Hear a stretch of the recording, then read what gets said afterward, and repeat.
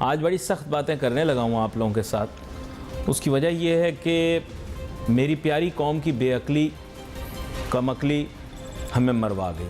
میں پوری قوم کی بات کر رہا ہوں, منحصل قوم, انٹلیکچوئل سے لے کر لے مین تک. جو ملک کا بیڑا غرق ہوا ہے نا, یہ اجتماعی طور پر بیڑا غرق کیا گیا ہے. دیکھیں, میں ایک طالب علم ہوں. میں نے آپ کو پہلے بھی بتایا تھا, جب کالج کے اندر بچے جو تھے وہ لڑکیوں کو اپنے فون نمبر پھینکا کرتے تھے. میرے جیسے جاہل جو ہیں چشماٹو, وہ آگے بیٹھ کر نوٹس لکھا کرتے تھے ٹیچر کیا کہہ رہا ہے.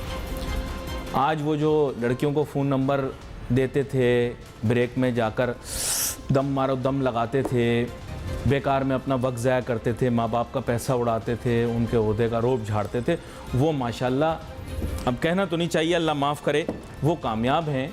میں بھی کامیاب ہوں, مسئلہ کوئی نہیں, لیکن وہ وزیر مشیر بن گئے, کوئی سینئر پوزیشنوں پہ پہنچ گئے.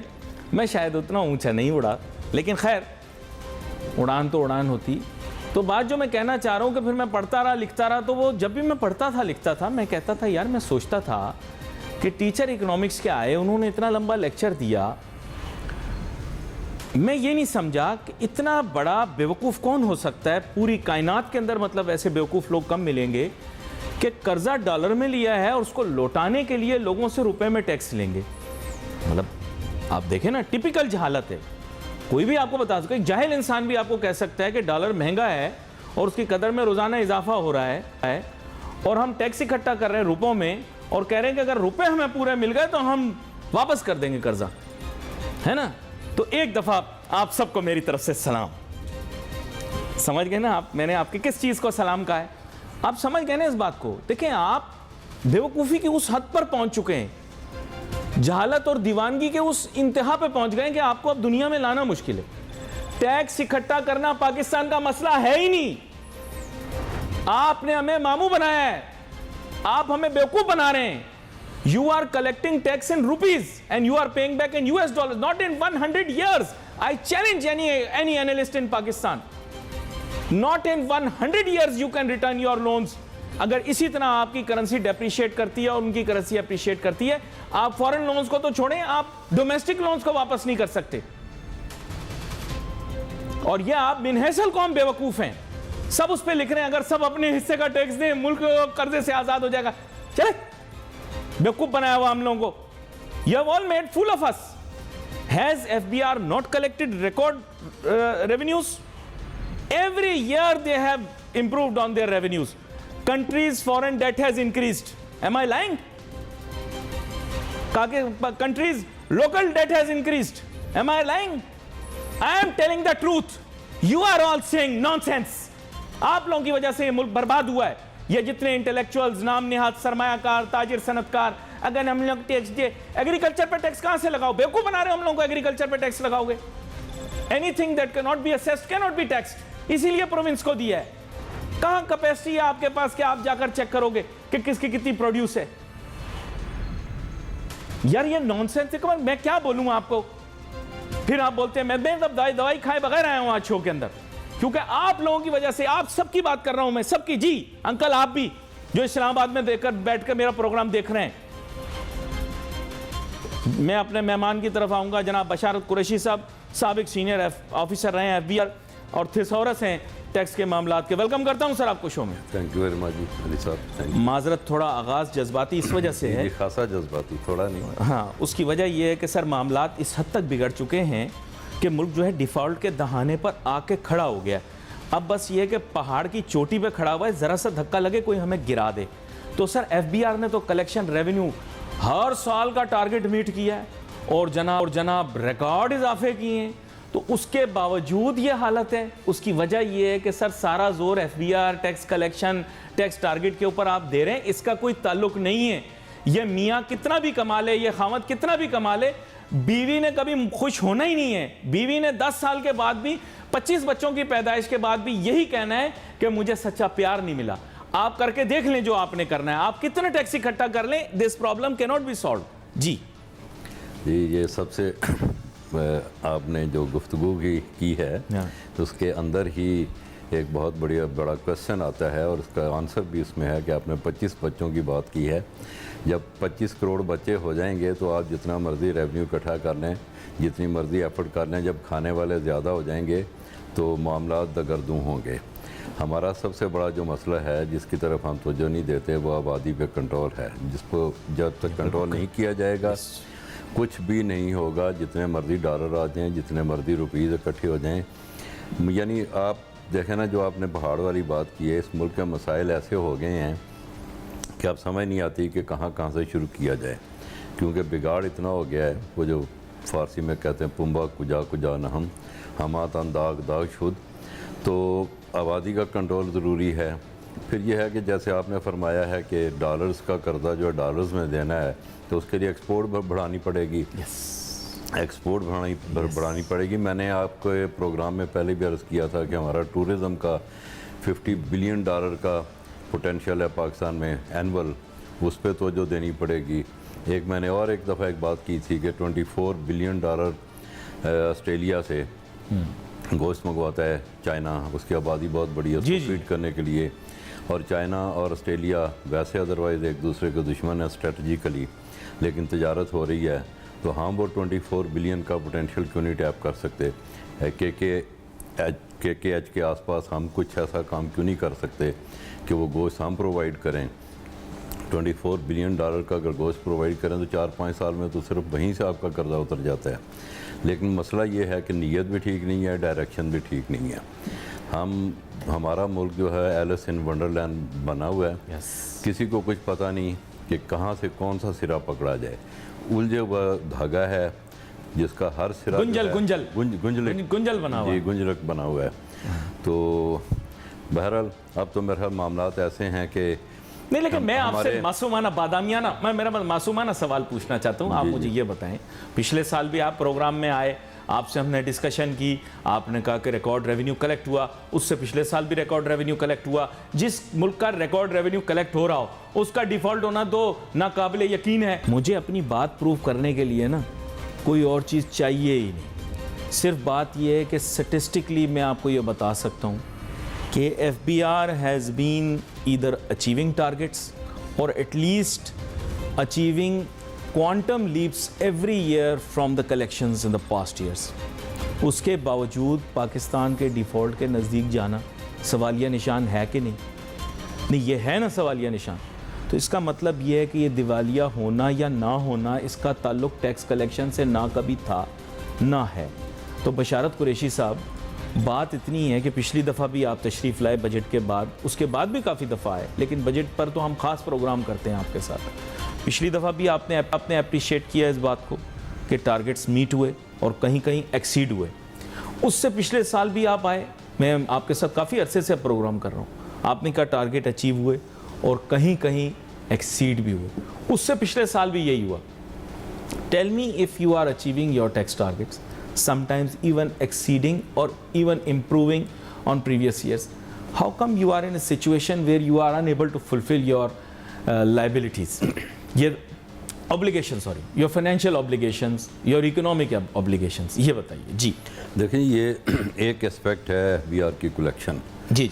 دوسرا ایکسپیکٹ جو ہے وہ ایکسپینڈیچر ہے. ایکسپینڈیچر جو ہے وہ ڈیٹ سروسنگ پہ بہت سارا پیسہ جا رہا ہے, ڈیفینس پہ جا رہا ہے, اور اس پہ بھی ابھی بہت ساری ڈیلیبریشنز ہو رہی ہیں کہ اس کو کیسے کم کیا جائے. دوسری بات پھر وہی آتی ہے کہ آپ کا جو ٹریڈ ڈیفیسٹ ہے, آپ چیزیں امپورٹ کر رہے ہیں وہ ڈالر میں آ رہی ہیں, تو ڈالر آپ کے ملک میں ادروائز کہاں سے آئے گا سوائے ایکسپورٹس کے یا ٹورزم سے. اور ایکسپورٹ میں بھی آپ دیکھیں کہ ہمارے بہت سارے انڈسٹریلسٹ جو ہیں وہ اس ملک کو چھوڑ کے جا رہے ہیں. حالات ایسے ہو گئے ہیں کہ انڈسٹریل انپوٹس ہیں جو امپورٹ سے آتے ہیں وہ اویلیبل نہیں ہیں. پھر بجلی بہت مہنگی ہو گئی ہے, ادروائز پیٹرول اور ٹیکسز کی وجہ سے لیبر کاسٹ بہت بڑھ گئی ہے, یعنی بہت ساری چیزیں وائبل نہیں رہ گئی. اور پھر اتنے ڈپارٹمنٹ ہیں جو مختلف طریقے سے آپ کے لیے ہرڈلز کریٹ کرتے ہیں. تو یہاں پہ یہ ایز آف ڈوئنگ بزنس ختم ہو گئی ہے اور معاملات اتنے دگردوں ہیں کہ بہت سارے آپ کو زیادہ پتہ ہے کہ میجر گروپس جو ہیں وہ یہاں سے شفٹ کر رہے ہیں. اور جب انڈسٹری ہی بند ہو جائے گی, اور انڈسٹری صرف ٹیکس نہیں دیتا, وہ آپ کو امپلائمنٹ دیتا ہے، وہ آپ کے بجلی کے بل دیتا ہے، وہ آپ کے سینکڑوں قسم کے ٹیکسز دیتا ہے، ملک کا پورا معیشت کا پہیہ چلاتا ہے.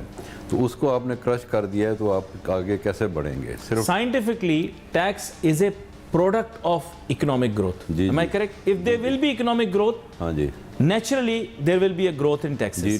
ٹیکس ڈیویڈنڈ ہے گروتھ کا، اکنامک ایکٹیویٹی کا. اکنامک ایکٹیویٹی جو ہے وہ بالکل اس ملک میں ڈے بائی ڈے ختم ہو رہی ہے.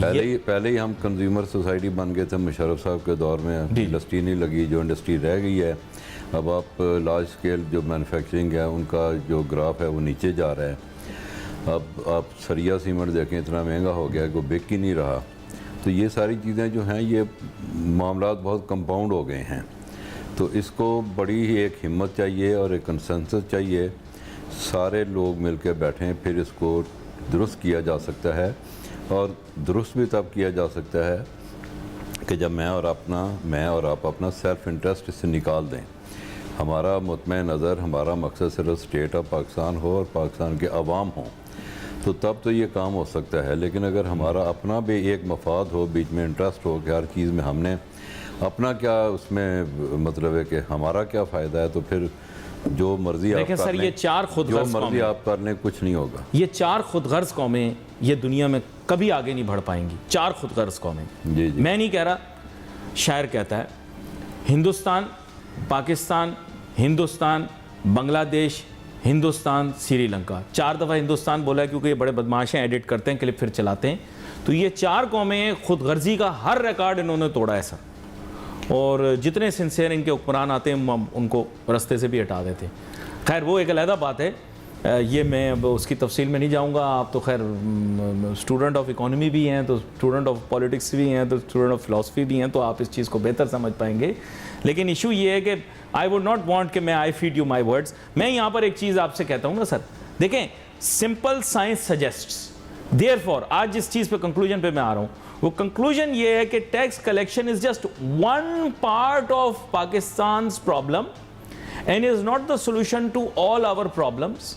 اگر صرف کوئی باہر سے آ کر یہ کہہ دے کہ we are tax thieves, we start paying our full tax, we can save this country. Taxation alone will not be able to save this country. آپ کے مطابق اکنامک ایکٹیویٹی کے ذریعے ہی ٹیکس کی وہ ہوگا. تو سر میں صرف یہ کہنا چاہتا ہوں، پھر آپ کیوں بار بار ہمارے ملک کے اندر ایمفیسس اسی چیز پہ ہوتا ہے کہ ٹیکس دے دو معاملہ حل ہو جائے گا؟ دیکھیں جی ٹیکس میں بھی بہت سارے ڈسٹارشنز ہیں.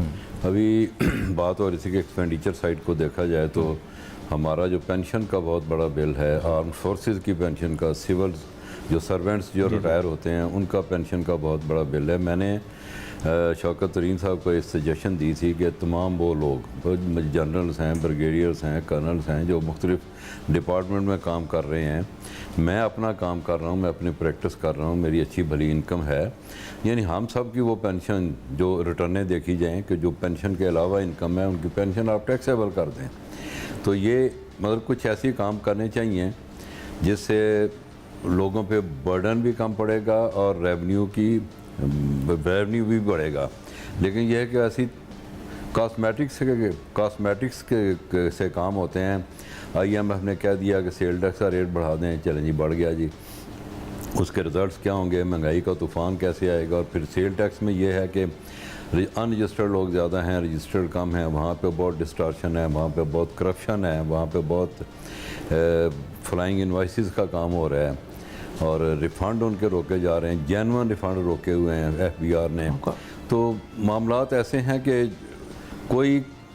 میں پھر یہ عرض کروں گا کہ شاید کسی کو سمجھ نہیں آ رہی یا کوئی سمجھنا نہیں چاہ رہا کہ کس طرح سے ہم ان مسائل کو حل کریں.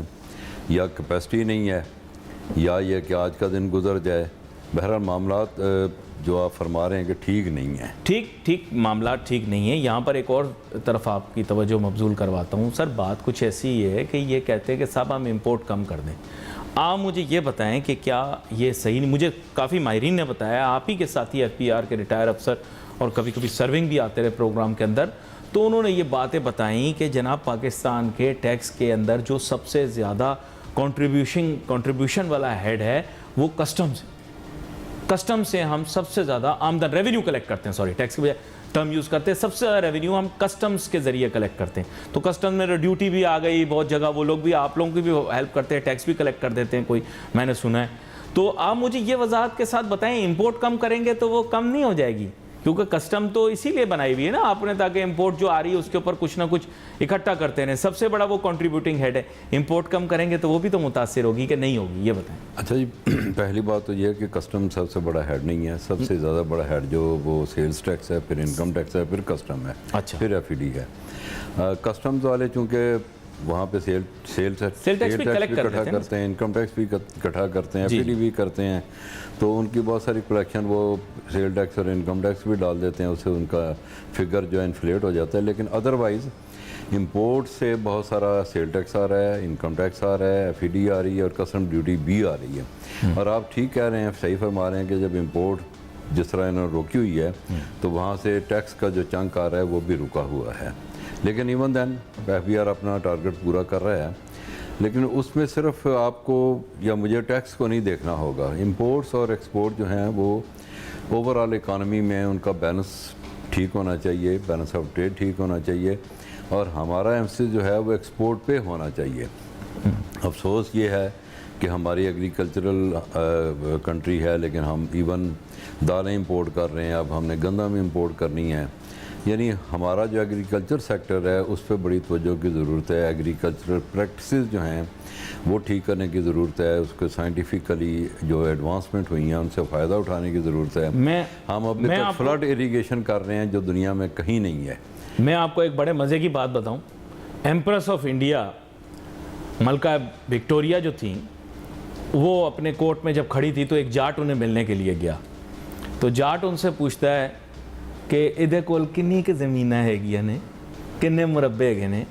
तो मलका बरतानिया का स्टाफ का अफसर उससे कहने लगा, the sun never sets on the British empire.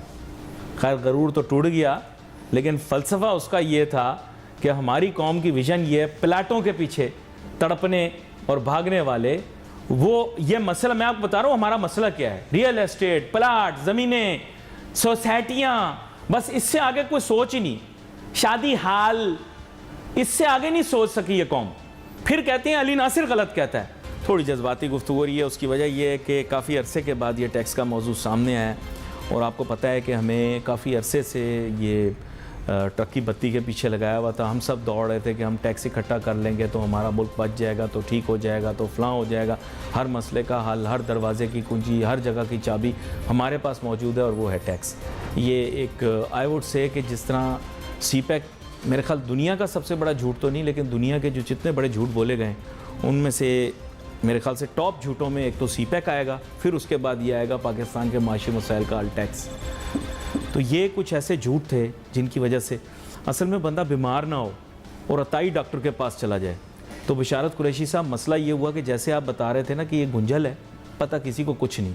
अताई doctor के पास चले गए, अताई डॉक्टर बता रहे हैं मुल्क की मईशत का क्या हाल है। कोई बोल रहा है ये कर लो, वो कर लो। एक दफ़ा मेरा वज़न ज़्यादा है ना, मैं किसी हकीम के पास गया, उन्होंने कहा पुत्र तू लौकी खा ले। मैंने लौकी इतनी खाई, महीने के बाद गया, मेरा 10 किलो वज़न और बढ़ गया। तो बात यह है कि वो समझ कुछ नहीं आती हमारे यहाँ। हर बंदा जो है ना, हर मसले का कोई ना कोई हकीमी हल बताता है, अल्लाह माफ़ करे, लेकिन पता कुछ भी नहीं होता। ताई डॉक्टरों के हाथ लग गए। क्या कहते हैं आप? एकलव्य न्यूज इंडिया, अंतर्राष्ट्रीय खबरों का मंच।